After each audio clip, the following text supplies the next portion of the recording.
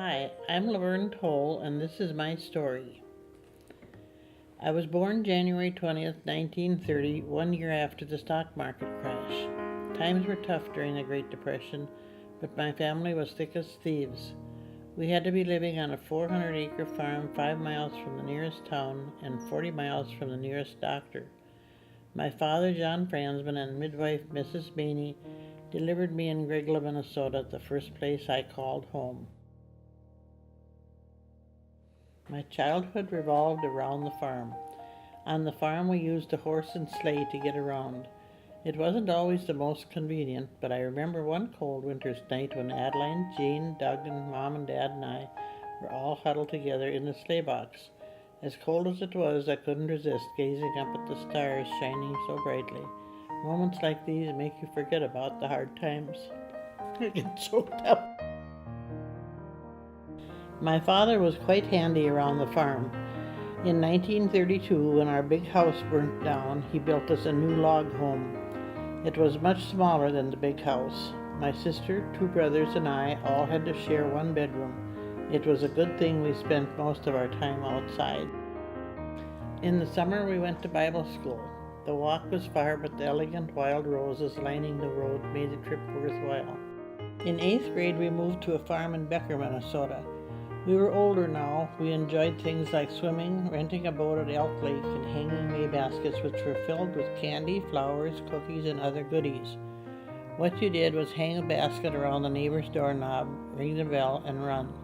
The idea was not to get caught. If you did get caught, the person who caught you was supposed to give you a kiss. We enjoyed it so much we continued with June baskets the following month. I never did get kissed. At age 16 was a big year for me. I was finally allowed to go on dates, and I talked my mom into letting me work in Minneapolis for the summer. I had a blast. I did mostly waitress work, but I also packaged cake mix at Pillsbury and worked at a clothing factory. I remember at one of my first waitress jobs, someone ordered a banana split. I quickly gathered all the ingredients: banana, chocolate, sauce. I brought the split out to the customer, and he quickly notified me that there was no ice cream, an essential ingredient that I made sure not to forget next time. After graduating high school, I attended St. Cloud Teachers College.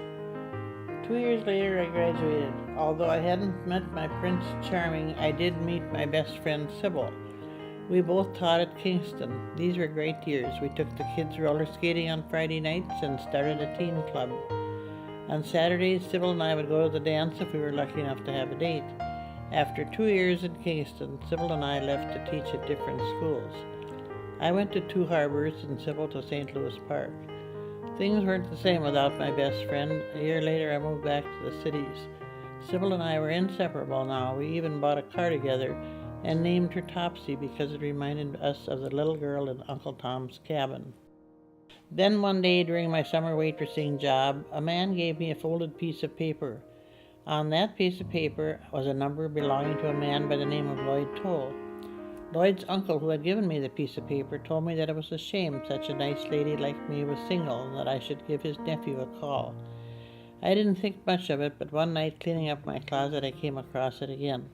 Through curiosity and pressure from my fellow teachers, I decided I would give the number a call.